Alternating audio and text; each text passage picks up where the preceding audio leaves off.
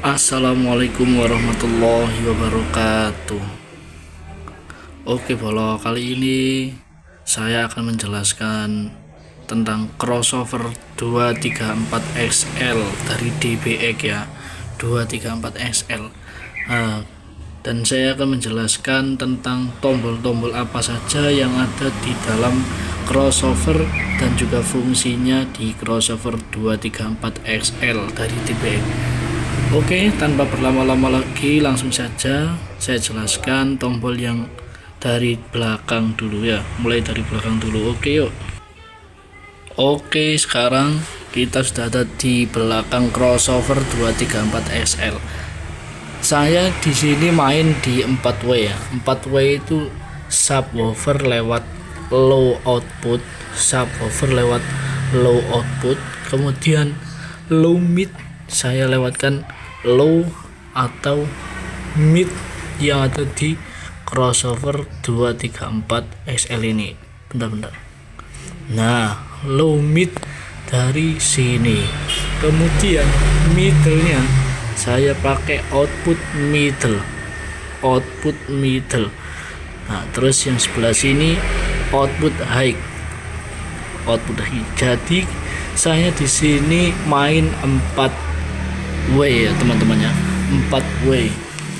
Nah, di sini ada tombol. Di sini ada tombol kali 10. Kali 10 ini fungsinya untuk apa? Kali 10 ini fungsinya untuk mengkalikan frekuensi yang ada di depan. Misal, frekuensi yang ada di depan menunjukkan angka 45 Hz. Kalau kali 10 ini ditekan, maka angka 45 Hz akan menjadi 450 Hz. Saran saya, ini di flatkan saja, nggak usah ditekan ya. Tombol kali 10 ini nggak usah ditekan, dimunculkan saja, nggak usah ditekan. Kemudian yang ini ada keterangannya. Untuk stereo 3W tombolnya nggak usah ditekan, semuanya muncul ya, muncul. Untuk stereo 2W yang sebelah kiri ini ditekan teman-teman. Untuk stereo 2W ditekan. Kemudian untuk mono 4W, maka yang sebelah kiri ini tidak ditekan, yang sebelah kanan ditekan.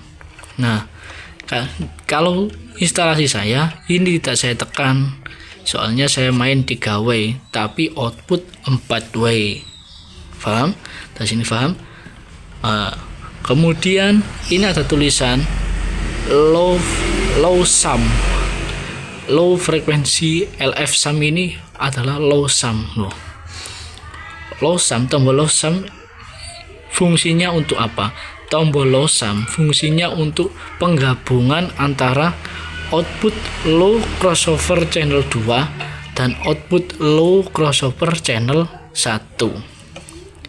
Kalau teman-teman suka musik yang horror DJ, maka tombol low sumnya ditekan saja. Tombol low sum akan menghasilkan subwoofer yang lebih padat lagi, subwoofer yang lebih clear lagi. Nah, untuk saya tombol low sumnya tidak saya tekan teman-teman. Nah, tombol-tombol yang ada di sini flat, tidak ada yang saya tekan. Di sini paham? Ini high, mid, terus low mid, terus ini subwoofer ya teman-teman. Terus ini apa? Nah, ini dari input output equalizer masuk ke input channel 2. Ini input channel 2 ya, tulisannya channel 2. Nah, ini juga sama, output equalizer masuk ke input channel 1. Input channel 1 crossover. Sudah dari sini paham? Kalau sudah paham, kita akan beralih ke depan untuk menjelaskan tombol-tombol yang ada di depan. Oke?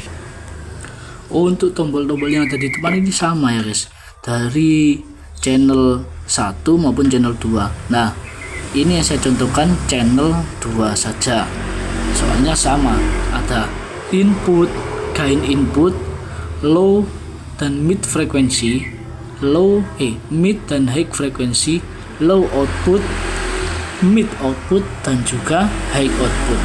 Ini juga sama, gain input, frekuensi low, mid, dan high, sama ya.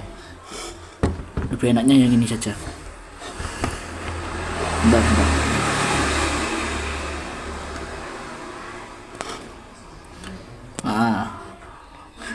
Untuk gain ini terserah teman-teman. Nah, boleh dimentokkan, boleh di 0 dB. Kalau saya mentokkan saja, nggak apa-apa, nggak ada pengaruhnya di power maupun speaker. Kalau mentok suaranya itu lebih keras lagi. Kalau suka keras dimentokkan saja, nggak apa-apa. Nah, tombol yang ini kalau ditekan, ini gunanya untuk HPF subwoofer ya teman-teman, HPF low. Jadi ada tulisannya 40 Hz. Kalau ditekan, low cut-nya memotong dari 40 Hz ke bawah. Nah, kalau teman-teman nggak pakai subwoofer atau speakernya yang responnya dari 35 atau 40 ke atas, maka ini lebih baik ditekan saja. 40 Hz ke bawahnya dipotong. Ini ada tulisan 45, 70, 140 sampai 960 Hz. Kalau untuk subwoofer ya 18 in, 15 in, gainnya frekuensinya taruh di 100 Hz saja, 100 Hz maupun 90 Hz. 100 Hz-nya di mana? Kalau 100 Hz-nya itu berada di kurang lebih satu strip di bawah 140 Hz ya teman-teman. Satu strip di bawah 140 Hz. Ini untuk settingan subwoofer. Untuk settingan low-nya, dari satu strip ini, dari 100 Hz ini sampai dipotong di 450. Nah, low dan mid itu saling bersinambungan. Jadi kalau dipotong di sini di 100 Hz ini, pemotongannya untuk subwoofer menghasilkan frekuensi dari 100 Hz sampai 40 Hz. Kemudian yang low dari 100 Hz sampai ke atas disesuaikan saja sama respon speakernya. Oke, disesuaikan saja sama respon speakernya. Boleh dipotong di 45 Hz, boleh dipotong di 700 Hz. Paham ya teman-teman? Paham ya?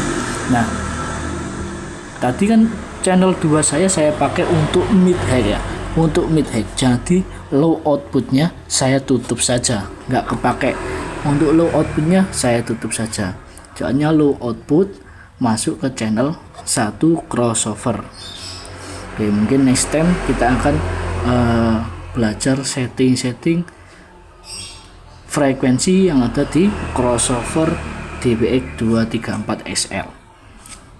Nah, untuk tombol ini, tombolnya low cut guys. Low cut untuk memotong frekuensi bawah dari 40 Hz sampai ke bawah yang tidak dihasilkan oleh respon speaker. Kemudian di sini masing-masing channel outputnya ada tombol namanya invert atau pembalik fase.